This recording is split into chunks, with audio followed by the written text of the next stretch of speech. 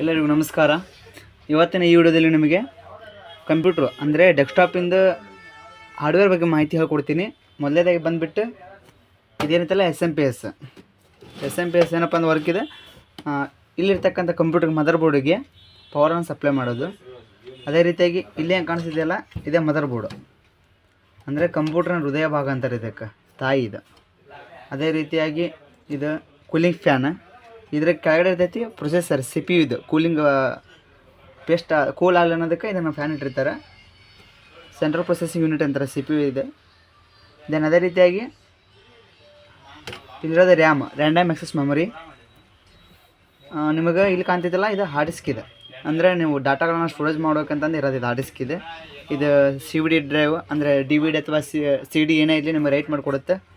ಇದು ಕ್ಯಾಬಿನೆಟ್, ಇದು ಸಾಟಾ cable. Then ಇದೇ ರೀತಿಯಾಗಿ SMP ಇನ್ನೊಂದು ಕೇಬಲ್ ಬಂದಿರ್ತೈತಿ, ಅಂದರೆ ಹಾರ್ಡ್ ಡಿಸ್ಕ್ಗೆ ಪವರ್ ಬೇಕಲ್ಲ, ಅದು ಸಾಟಾ ಪವರ್ ಕೇಬಲ್ ಅಂತಾರೆ.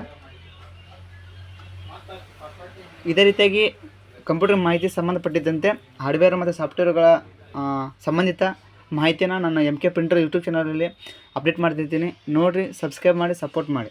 Thanks for watching my video.